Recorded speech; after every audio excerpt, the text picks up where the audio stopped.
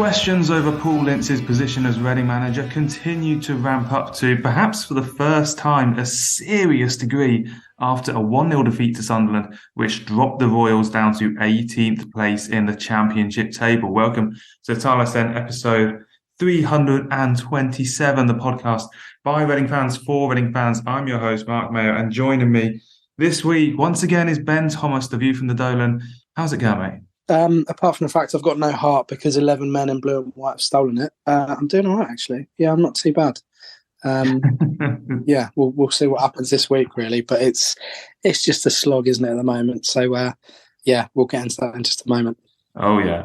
Well, so hopefully something to keep people listening on during the rest of the episode. We talked to Matt Williamson, who's the editor and I guess founder of The Other Face of Football, the new Reading fanzine. If you've not heard of that, or if you want to find out more about it, listen on a bit later on for a bit of Pubchat. And yeah, we'll have the recap of the Sunderland game. I don't want to spend loads of time kind of going over the detail of the Sunderland performance. More kind of chat about Paul Ince we'll be having later on with the Mailbag as well. And Rotherham on Tuesday night, a preview for a game that I think a few months ago, or maybe even a few weeks ago, we kind of saw that as a nice cushy carrying on our nice home form and everything will be kind of rosy game. But actually it's turned into a bit of a must-win 6-pointer sort of deal. So a bit more nervy than we'd have liked. But yeah, still plenty to talk about on the Tilehurst End Podcast this week. As always, big thank you to our sponsors, ZCZ Films, and our Patreon subscribers. So let's talk about the recap. Sunderland 1, Reading 0. Come rain or shine, it's time to relive the latest match action with the recap. This podcast is sponsored by ZCZ Films, Reading's oldest ultras. Right then, Ben, let's get stuck into it. And was my main question for this game, was this a narrow, unlucky defeat on the road? 800 fans, I would have to say, went to Sunderland. A really good turnout for Reading, going as far northeast as I think we'll go this season. It is more northeast than Middlesbrough, so probably our longest trip. And yeah, was it a narrow, unlucky defeat because of an individual error? Baba Rahman just didn't really clear the ball in the last 5 minutes to allow Patrick Roberts to score? Or was this actually a bad display that finally cracked late on after lots of pressure? Honestly, I think it depends who you ask. From my point of view, we deserve to lose. I think first half, we were in the game because we were frustrating them and we were making life kind of tricky for them, but not because we were doing anything proactive particularly or taking the game to them. It was more, them kind of squandering chances. We had a few very, very, to put it politely, mild half chances that we probably could have done a little bit better with in terms of testing their keeper. But overall, the balance of the game, you would say that realistically, Sunderland were worthy winners. You look at the stats, possession, it was 34%.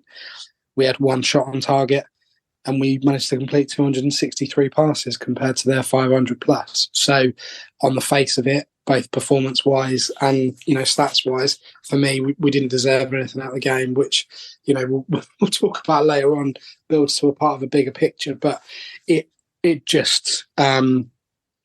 It really wasn't great, and I know Sunderland are in good form and they've been very, very good. Certainly since they changed manager, ironically. But we need to go into these games and be a lot more positive, a lot more confident in what we've got, attack wise, and go from there. But yeah, for sure, yesterday was not a good result, not a good performance, and we deserve to lose the game, in my opinion.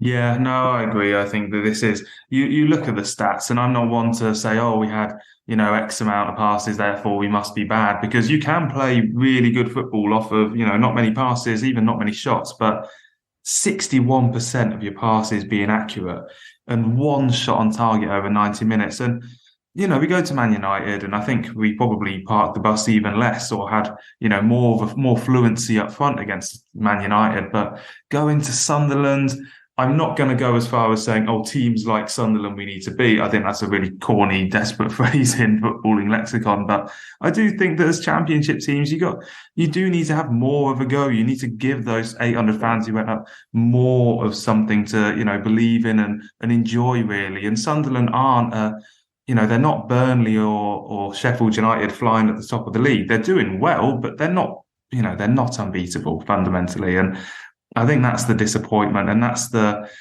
what ties in with what is now 4 wins in our last 19 championship games. Since October the 4th, only Wigan have scored fewer points.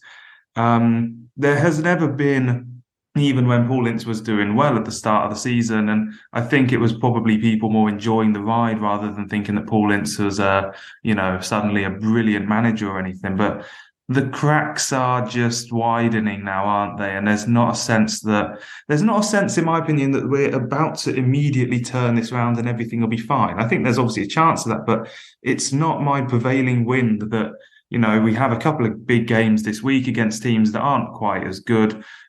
Maybe we will win them both or something, but it just feels to me like we haven't got much momentum behind us to turn it around, even when the results aren't there. No, I mean, the stats are what they are, 4 wins in 19 games. You do that at the start of the season, you don't get to 20th game. It's very, very simple. And the way the championship is, you've probably gone, if you carry on that form, you've probably gone around your sort of 12th or 13th game. So the period of time that we've had where we picked up those 4 wins has been pretty dire, really. And, you kind of mentioned briefly the United game. That was a classic example of where we're at as a team. I know we're playing Man United, but just go and be positive. Just take them on.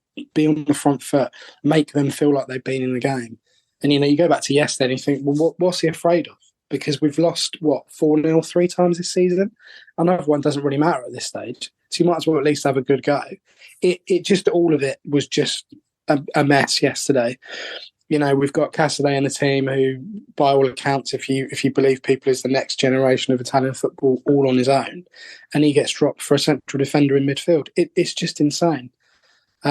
He's got Carroll, the big man up top, who spends more time tracking back and trying to do stuff in midfield than he does actually in the box.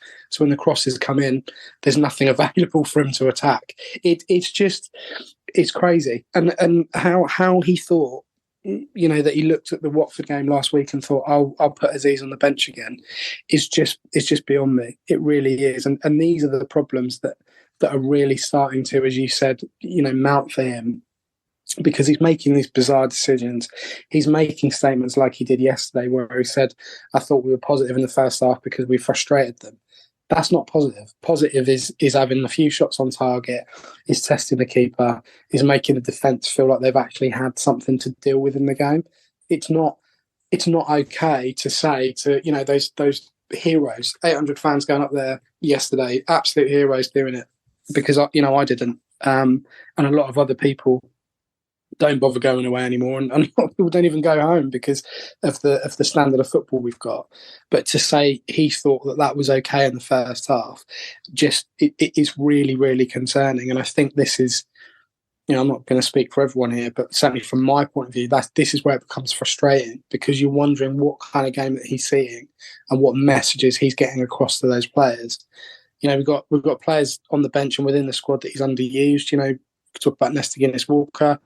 Talk about Aziz. I know he's just come back from injury, but for me, he should have started yesterday. I'm not going to, sit here and say that we would have won if he'd started, because that's nonsense. But at least give him an opportunity to build on what he started when he came on against Watford the previous week. Mate, completely underused. I know Giles got an injury issue at the moment, but again, he's been underused in the time that Ince has been there. So there are a lot of problems mounting for him, really. And you have to kind of look at it as a bigger picture and say, if we don't get 5-6 points out of the next 2 games, it's really going to be quite intense, the clamour for him to lose his job.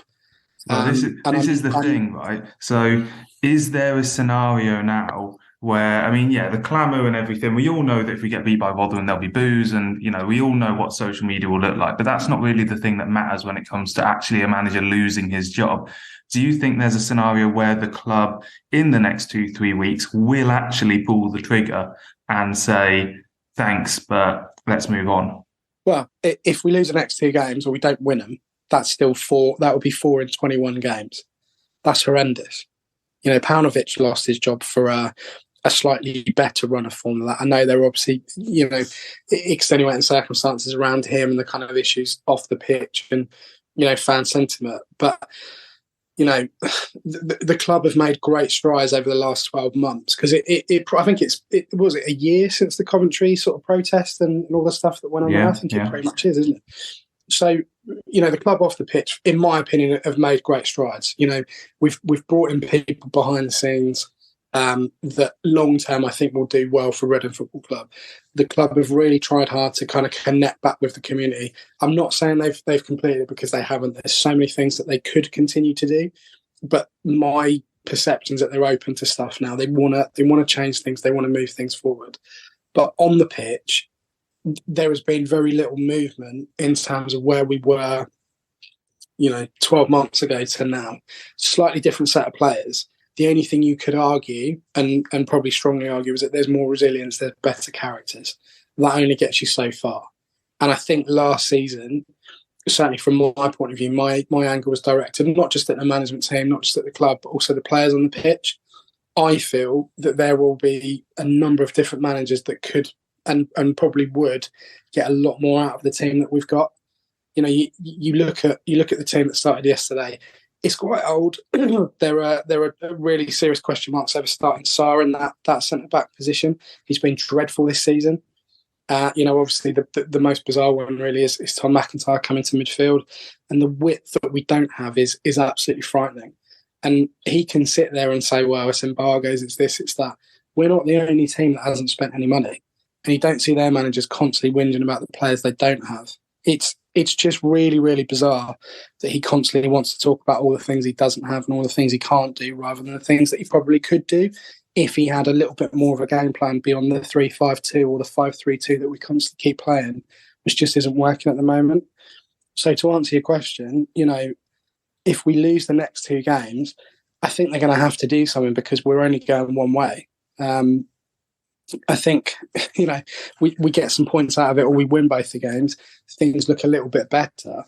But, fundamentally, this thing's not right on the playing side of the pitch. And ultimately, at the moment, that does come down to what Ince is doing or rather not doing for me. Yeah, no, I mean, to answer my own question, I think there is definitely a scenario. If we lose the next 2 games, I think Ince will go.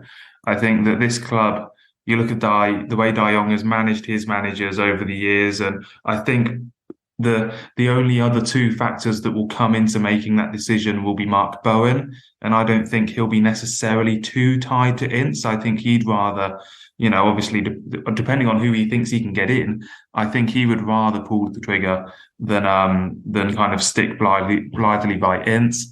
And the only other issue with that is some sort of settlement in terms of paying him off. Now, none of us know the details on that. We don't know. I think there has been talk that he's on a 3-year contract. Obviously, 2 and a bit years left of that could be quite expensive. But then is he going to be on a big wage? He doesn't need the money to be managing Reading, so you'd think. I don't know how that's going to impact it, basically. But those are the three aspects of it for me. Outside of results is whether Bowen and Young want to make the move and whether we can afford it, basically. So, I think that it just comes down to the next 2 games. It comes down to if Reading put in good performances, take 4 points out of the next 2 games or 6, then he's fine. But if he doesn't, then I seriously start to worry about it. And it's not. I mean, there have been a couple of questions on this, so we'll talk a bit more about Ince in the mailbag. Let's get into that now.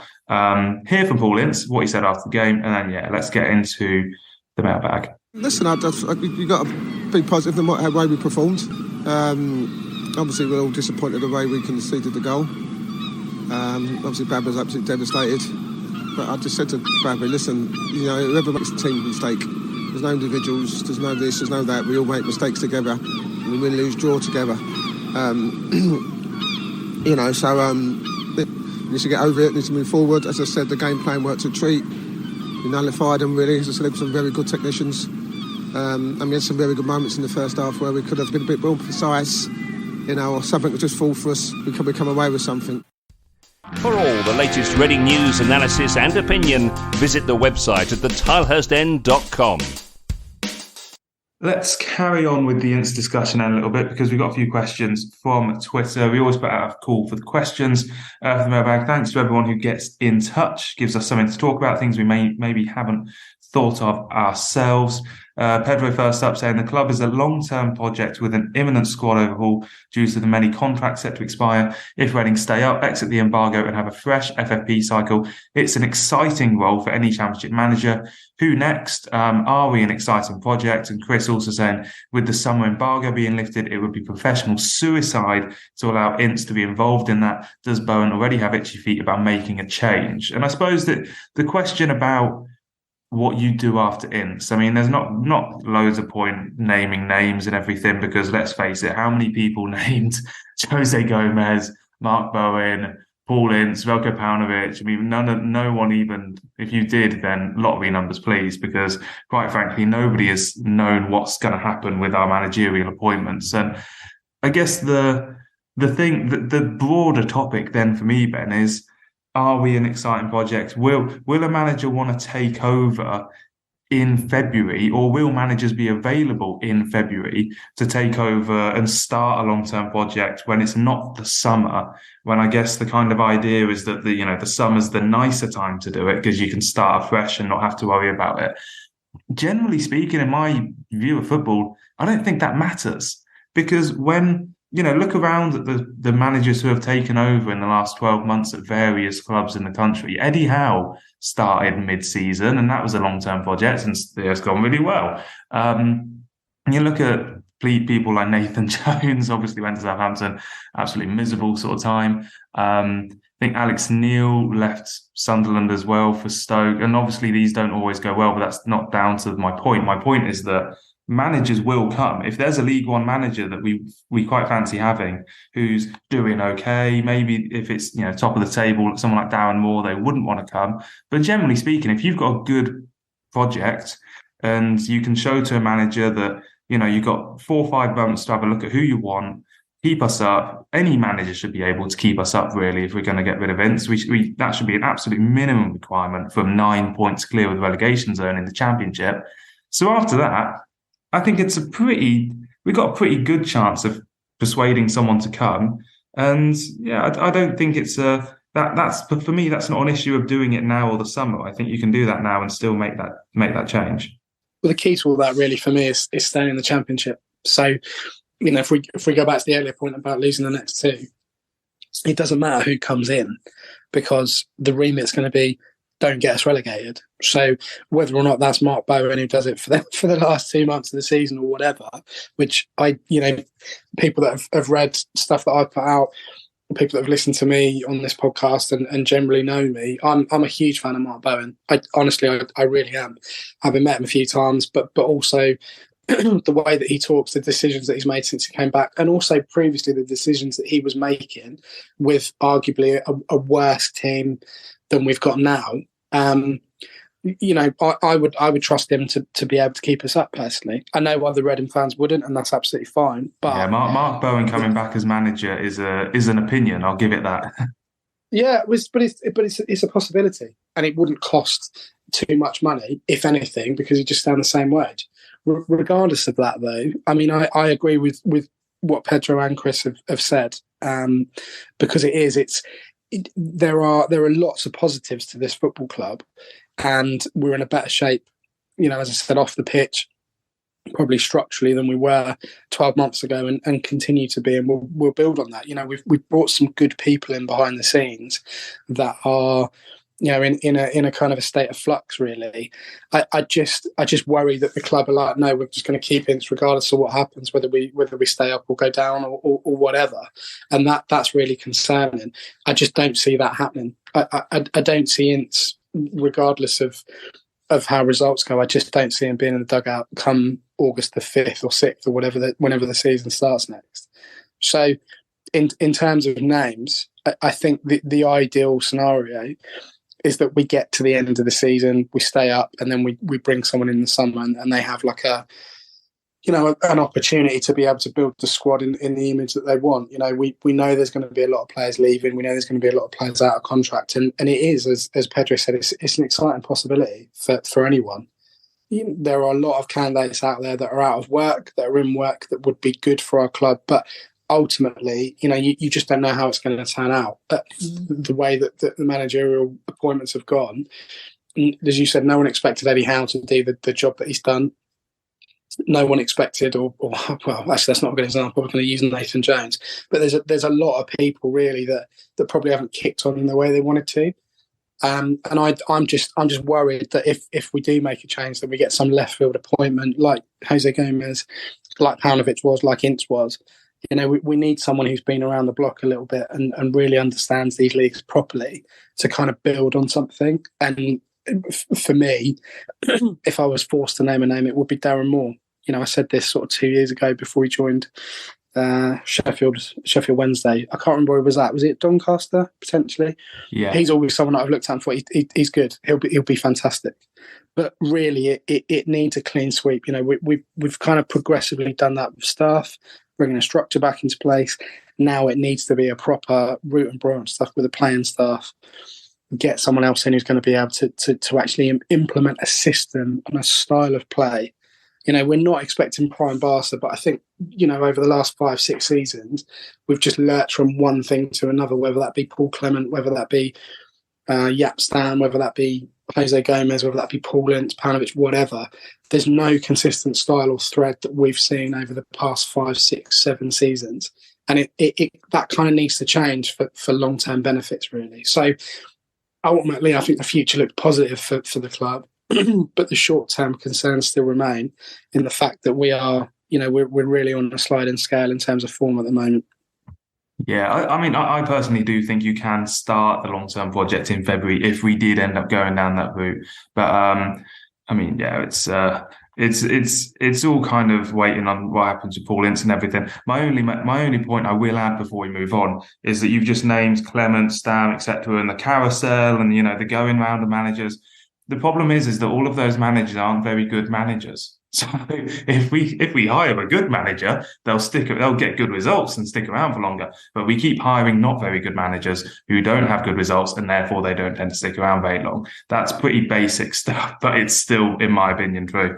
And if Reading can sign a good manager, then we'll be fine. Maybe Mark Bowen's listening to this. I suppose Bowen's doing this one in theory if we get Ince or, post Ince, whoever it is, if Bowen's still here. Young did the last ones, so hopefully Bowen doing it will be a bit different.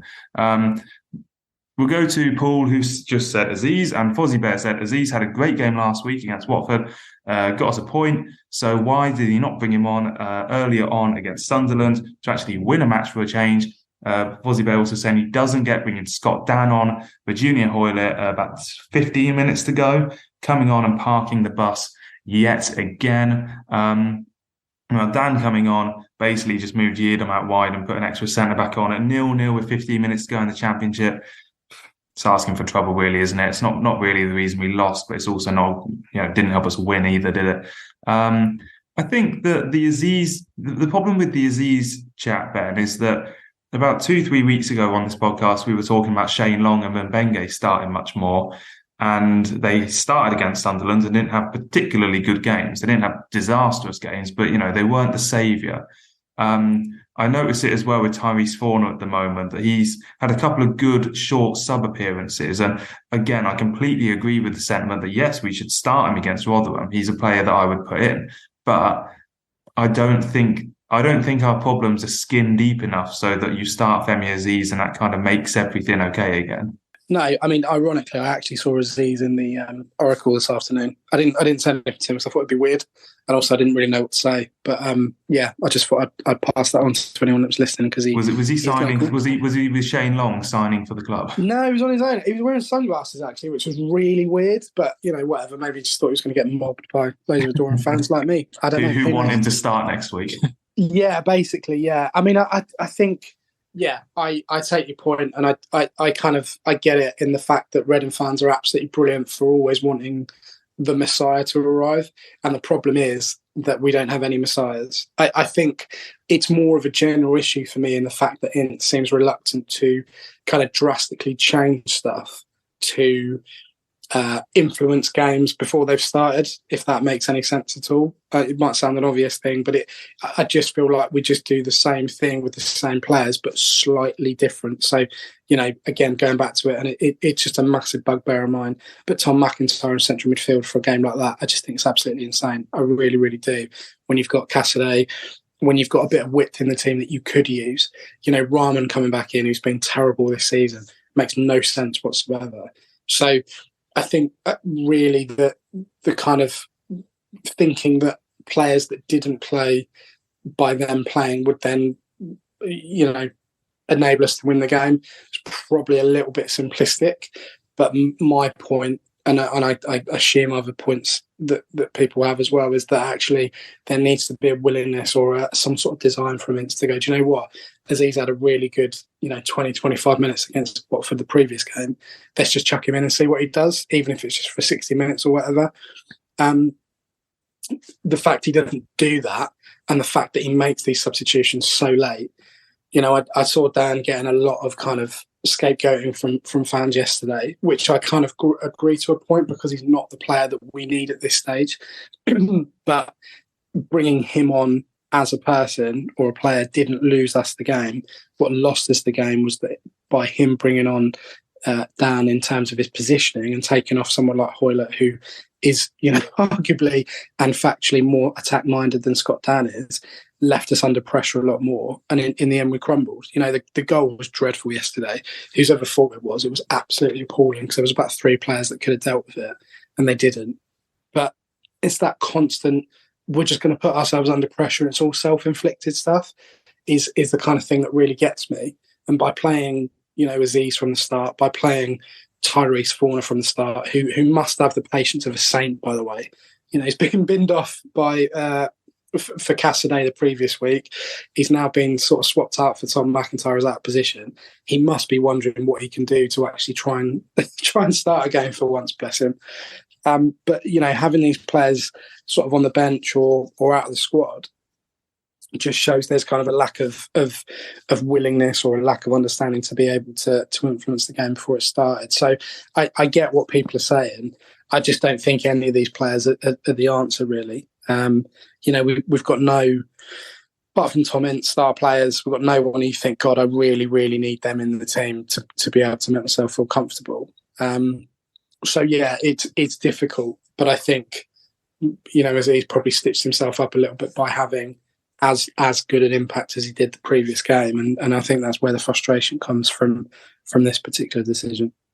Yeah, final question this week. Max Ashley saying, why does Paul Ince insist on us playing 5 at the back when we look shocking defensively? And then in the press conferences, he said he'd love to play 4 at the back. We look unbalanced in so many areas, lack creativity and options going forward, only scoring more than 2 goals on 2 occasions. And last week, we had a big old chat about the tactics and everything. And I won't go quite as deep into this, but I can only say that I still hold the opinion that we should move to 4 at the back, because once again on the weekend, Carroll and Long up front. I know we have a lot of strikers. Meite, Zhao wasn't available, but even though you have 4 good strikers, doesn't mean you have to use them in constantly rotating pairings. I don't think we played the same pairing, more than 2 weeks in a row at any point this season. And Rahman's washed as a left back. Hoylett as a right wing back is just not a permanent solution. We've given that far too many legs.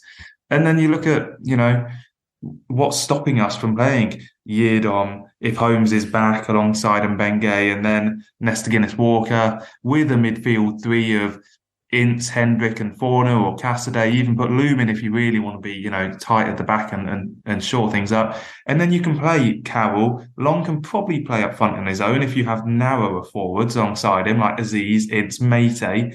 Meite can play up front on his own just about, or you'd have him wide in that scenario.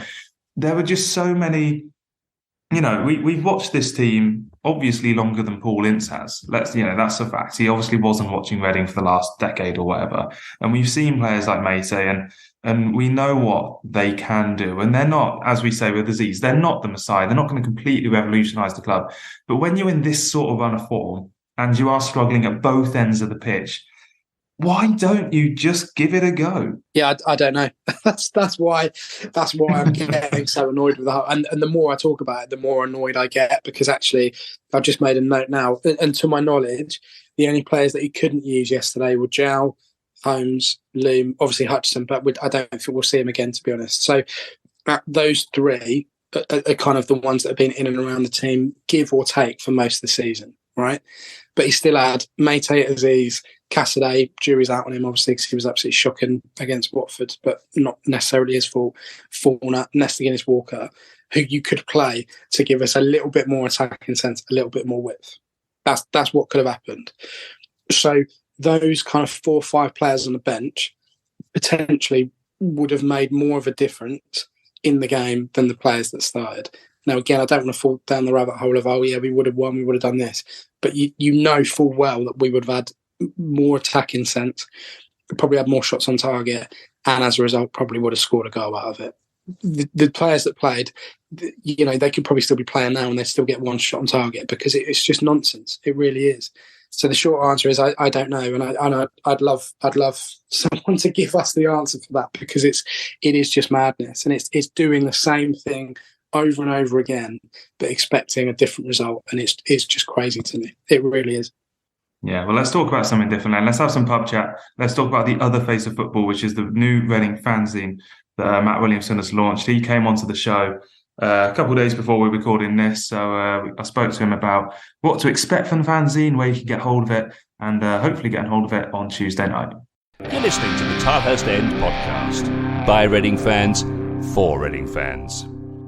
Welcome back to the Tilehurst End Podcast, and we have Pub Chat back this week, the section of the show where we like to shine a light on something that's a little bit away from the Tilehurst End, a little bit away from Reading fans that you might be aware of usually, and certainly we've got a good one this week with Matthew Williamson joining us. You've been on the Tilehurst End writing and all sorts, Matt, and it's not the first time that we've spoken, so it's great to have you back and talk about the fanzine, which is great to be back in the Reading world this year. Yeah, I mean, firstly, good to be back. It's been a while, but hello, everyone. The fanzine just sort of came out of the fact that obviously the programme stopped during COVID. The club didn't bring it back due to financial issues, and they thought that they didn't really sell enough to make it viable, which, given at the minute the club needs to save almost every penny, is probably fair enough. But there was obviously a space there last season for something to step into, and I was kind of waiting for someone else to do it. And this summer, I decided that if no one else was going to do it, I may as well do it. So, yeah, we've had a few issues already, and they've sold pretty well. And the next issue is coming out hopefully on Tuesday at the Rotherham game, as long as it's not tipping it down with rain, because nobody likes standing out in the rain. Nobody's going to buy a fanzine, on their rush up to the ground in those circumstances, are they? We need to get you one of the little stands with the umbrellas on it, and the old timey kind of regional newspaper boards, don't we? Yeah, exactly. I'll take. Surely they have some of those little program booths going spare now, so I will take one of them if anyone at the club is listening. Absolutely. So what can fans expect then from a fanzine? How long is it? What sort of articles and stuff have you got in it, particularly this week? Well, so yeah, it is mainly articles, so it's not really a match by match program. It comes out every couple of months, and it's various Reading fans writing about what they love about the club, or we haven't really had too many people writing about things that they want to see improved yet, but I'm sure that there will be some in there as well. So this issue, we've got a guy called John Giles, has been following Reading for many a year. He's written about all the ups and downs of following Reading. We've got Callum Egan writing about Paul Ince and like the expectations that need to change, or changing expectations given on where we are now versus where we were in the summer. There's some writing about the women's team in there. I wrote about sort of Reading players around the globe as well, like former Reading players, obviously. So that's the kind of thing that's normally in there. Simeon Pickup of the Tilehurst End fame, he wrote about loans in the last issue and how he wants to see our loan pathways developed. And, you know, maybe he'll be back because obviously we've just sent a whole load of kids out on loan in the last week or two. So those are kind of things in there. I try and stress to almost everyone that buys it is not a match program. I do not have the time or, you know, money to make a match program, but there are no word searches or crosswords or anything like that. Not yet. Hopefully next season. This season was very much like, let's try and make sure that it's viable and that people want it, and that seems to have been, you know, people have bought them, so that's good. And next season, you know, hopefully it'll get a bit of a revamp and look a bit nicer than it does at the minute. But yeah, it's about 20, it's normally 24 or 28 pages. So it's not massive, but it costs you a couple of quid, which is the normally the change on the way up from the car park as well. So yeah, hopefully there's enough in there to get stuck into, and it does have pretty good feedback. Everyone that I've talked to has actually enjoyed reading it. So that's nice. Yeah, for sure. I think as someone, obviously for the podcast and stuff like that, it's always the great moment when someone just stops you and says, "Oh, thanks for doing that," or whatever. Not that actually anyone ever stops me, but and says thanks for doing it. But occasionally people will say nice things, and that's always great, isn't it? In terms of, I mean, thinking about Reading fanzine past and stuff, I remember the Whiff and all this sort of stuff. It's and just wider in football terms, you know, the fanzine has a kind of cult status among fans, doesn't it? Do you remember like how you first came to kind of the Reading fanzine picture? Yeah, so like, yeah, obviously I remember the Whiff as well, and I again specifically remember someone trying to sell the Whiff in horrible conditions, and I thought, that's not really for me. And you know, that, to be fair, the Whiff was when I was sort of first starting out on my Reading journey, because obviously it hasn't been around for a while now, and a lot of the kids that, you know, walk past me when I'm trying to sell the fanzine, they haven't even got a clue what it is. Like, they don't even understand the concept of a fanzine anymore. So fingers crossed we'll be able to get it back into the lexicon of the youth. But I kind of, over summer when I was thinking about doing this, I was reading a book about St. Pauli in Germany and all of the fanzines that they have. So like, if anyone wants to start a rival fanzine with me, I would love that. It'll be great. The more the merrier, I think. Yeah, definitely. If one of my mates is actually a St. Pauli fan, and it's a fully vibrant scene. I'll definitely say that. And for you, then, have you found it as kind of the founder / editor? I mean, I don't know what executive principal job title you've given yourself, but with the logistics and everything, how is it running a fanzine these days? Yeah, I think editor, maybe even editor is a bit strong. I mean, most of the time, you know, everyone that writes it is probably better at English or writing or anything than I am, so I just put it all together. But yeah, no, it's been good fun. A bit stressful on occasions, obviously, but it's nice just to talk to people about football. And yeah, people come up, and even if they don't necessarily buy a fanzine, they will stop and chat about things, and that's been one of my favorite bits about doing it. I think hopefully it'll keep going for a while. So there'll be plenty more to chat about, and you know, as long as it goes well, then it's always nice. And we did sell out of the first couple of issues. The third issue, when it was a bit colder and less people were coming, that was a bit more problematic. So that one was a bit less fun. But yeah, hopefully for this issue, you can either pick it up at Rotherham this week, or, you know, I'll probably be standing somewhere at most of the home games going forwards, trying to sell you one. So I'm sure you'll run into me at some point, or they're online as well. I can't even remember exactly what the URL is, but if you come to my Twitter, which is Photomatic, then you can find a link there, I'm sure.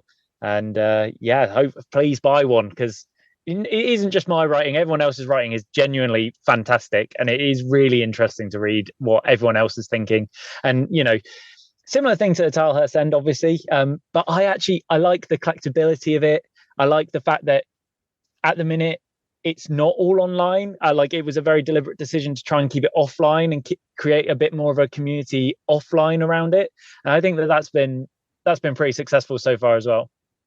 Yeah, definitely. So if anyone listening to this wants to get involved, has an idea for writing, as you say, it's got similarities with the Tilehurst End, but I think it's certainly that kind of hard copy feel about something that is a totally different sense about it. And I'd always say that these sorts of things absolutely brilliantly coexist with each other. Definitely no sense of one or the other when it comes to these sort of fan outlets, is it? So if people want to get involved, have an idea for an article, how do they get in touch?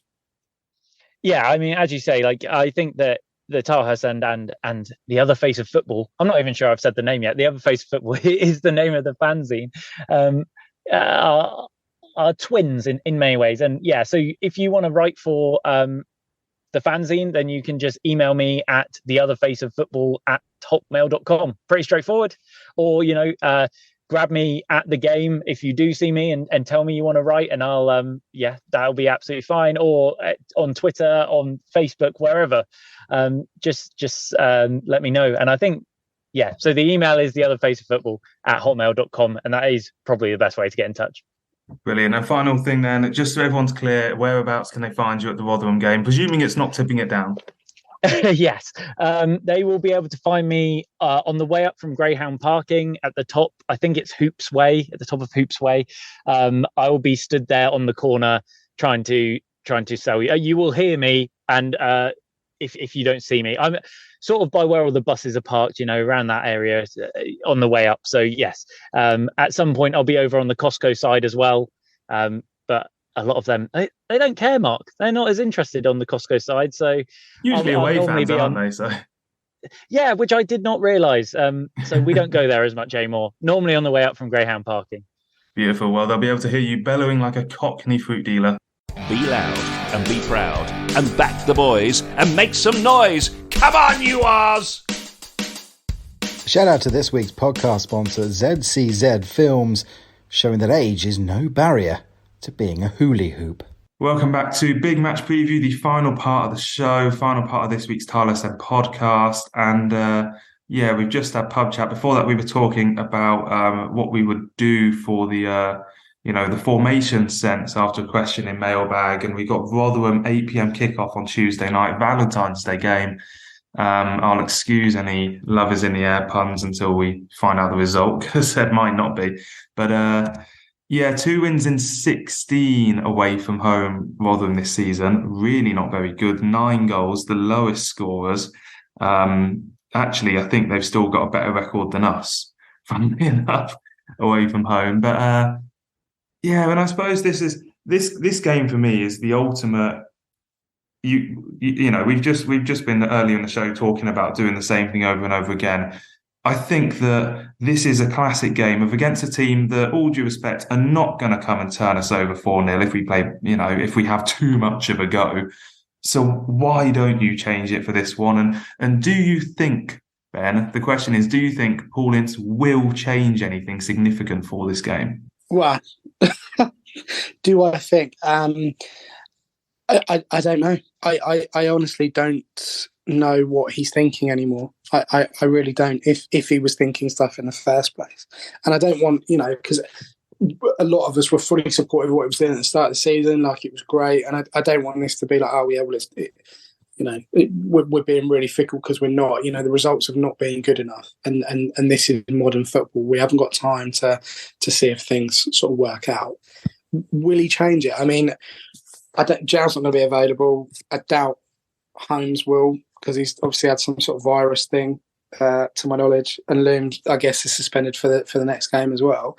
So he's left with pretty much what he had on Saturday. Now, whether he wants to try different combinations or whatever, I don't know. I kind of wish he would just play 4 at the back, just to get it out of the way, just to so that we've actually seen it. And there's no reason, based on a squad that was out on Saturday, that he couldn't do that. It might not be the perfect back 4, far from it, but he definitely could do that, right? Which would then give us more players further up the pitch to be able to take the game to Rotherham, who, as you say, have been, probably worse than we have on the road this season. And it is a game that ultimately we have to win. So whether or not that's a scrappy 1-0, whether or not we, blow them away and win sort of 3-4-0, which is incredibly unlikely given our scoring record. But we have to win that game. We are at that stage of the season now where we have to keep picking up points. Go to Cardiff on Friday, which again is not an impossible task, but given our away form, that we're going to make it difficult for ourselves. So I would like to see him bring some of those players off the bench on Saturday, just to show a bit of willingness and go, yeah, do you know what? I've gone away and thought about it and it didn't work for X, Y, Z reasons. I've sort of potentially listened to, God forbid, this podcast or whatever. And I want to bring these players in to try and mix it up a bit, just to give them the opportunity to try and stake their claim a little bit. We've got a lot of games coming up in sort of reasonably quick succession. And we have to keep everyone sort of in the mix and that kind of cliche, but kind of happy and sort of in and around the group, really. But we're only going to do that if we give those players opportunities to be able to express themselves and affect a game. It's got very stale very quickly. So I would love to see some changes is the short answer. Yeah, I don't think he will change out of a back five. I think we'll see Mate. I think there's a good chance we'll see Guinness Walker, given that he does like to drop players who make an error, although he did, speak about Rahman in glowing terms after the Sunderland game, relatively speaking. I think we will see one of Fornor or Cassidy in for McIntyre. But yeah, I think that's kind of it. I don't think we'll see wholesale changes. Final couple of points of the show. We'll do predictions in a second. Let's do the favourite part of the show that I know you really enjoy, Ben, is the trivia. I'm going to make this a permanent fixture. Permanent fixture for any time you're on the show. But when was the last time we lost at home to Rotherham? Give me a year. I want to say something like 2003. Well, it's actually better than that from a Reading perspective, far better, and it's 1977. Right, well, yeah, obviously I've completely made myself like a right idiot, not for the first time on this show, but okay, 1977.